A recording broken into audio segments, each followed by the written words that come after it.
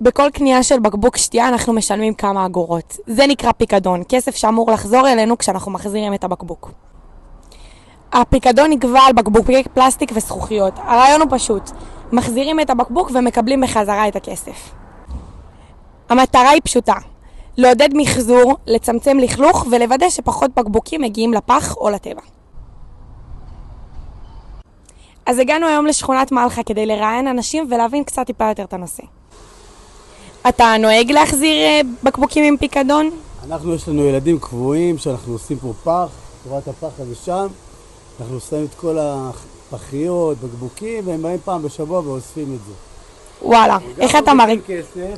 וגם עוזרים לשמור על סביבה ירוקה ויפה, לא? נכון. איך הרגשת בפעם הראשונה שהחזרת?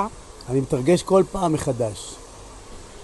מה בדרך כלל אתה עושה עם בקבוקים ריקים בבית?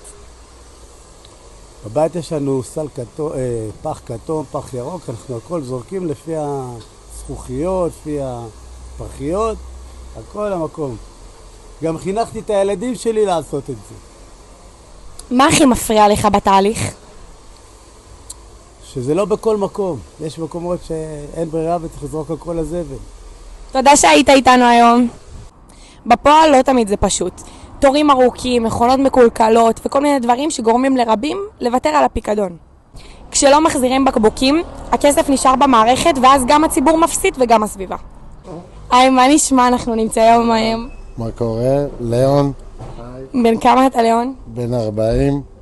אתה בדרך כלל מחזיר פיקדון לבקבוקים? ממש לא, האמת אני לא יוצא לי, אבל לא יודע למה, אולי אם היה יותר מדליק איפשהו לשים את הבקבוק במלא מקומות וזה, אז אולי כן. אבל כיום לצערי לא כלום, בכלל. למה אתה בדרך כלל לא עושה את זה? כי לא יודע, לא גדלנו על זה, לא נגיש, אין, לא יודע, פשוט ככה. אין לי מושג, שמים הכל בפח וזהו. אז מה בדרך כלל אתה עושה עם הבקבוקים? עם הבקבוקים, זורק אותם לפח. פח רגיל. מה מפריע לך בתהליך? מה היה גורם לך כן לעשות את זה? שמישהו פשוט יעשה את זה במקומי, שאני אביא לו והוא ישים את זה. אוקיי, תודה רבה לך. ברגע שהמערכת נגישה ויעילה, יותר אנשים מחזירים וכולם מרוויחים. היי, מה נשמע? אני נמצאת פה עם עידן. מה נשמע, עידן? איך אתה? בסדר גמור. אנחנו נמצאים פה בשבח מלחה, בשכונת מלחה. רציתי לשאול אותך כמה שאלות על פיקדון לבקבוקים. איך החזרת בקבוקים משתלבת ביום יום שלך? אנחנו מקבלים את המחזור ושולחים אותו, באים לאסוף אותו פה ושולחים את זה למחזור. אם היית יכול לשנות משהו בתהליך, מה היית משנה? אולי להקים מכונות גריסה בכל בית עסק. יצא לך פעם לאסוף בקבוקים? לאישית לא. לא, לאישית לא. אוקיי. האם לדעתך החזרת בקבוקים יוצרת סוג של תחושה של אחריות או איזה משהו כלפי הסביבה? ברור, זה תורם לאיכות הסביבה ודבר חשוב. אוקיי, תודה לך. ביי, יום טוב. זה אולי סכום קטן לבקבוק, אבל כשהרבה מאוד לא מוחזרים, מדובר בהרבה מאוד כסף והרבה מאוד פסולת. היי, מה נשמע? אנחנו נמצאים פה עם ציפי. היי ציפי, מה נשמע? מצוין, תודה. רציתי לשאול אותך, את עושה פיקדון לבקבוקים בדרך כלל, ממחזרת? ממש לא. אז רגע, יש מישהו בבית שאולי אחראי לזה? לצערי לא. כי המודעות פה במדינה שלנו היא שואפת לאפס, ואין לנו פה שום אמצעי למחזור. מה היית משנה כדי שדווקא אנשים כן יפעלו למען זה? את הממשלה.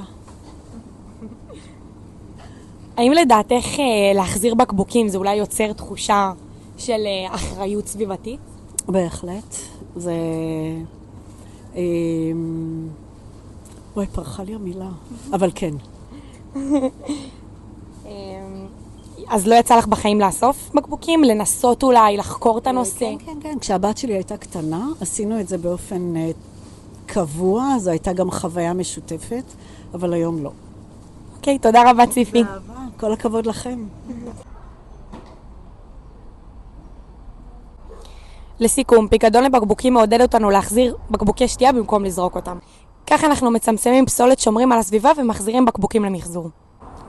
פעולה קטנה שמועילה גם לנו, גם לכדור הארץ. אז תחשבו לפני שאתם זורקים בקבוק.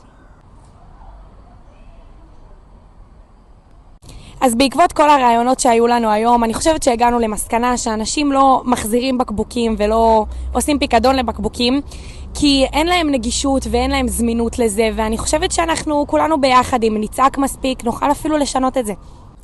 אז הגענו לשכונת... תעבור. אז אנחנו כאן היום עם... עופר, מה נשמע עופר, איך אתה? שאתם פה הכל טוב. בן כמה אתה? אני נראה פחות, אבל אני בן 60. באמת? לא.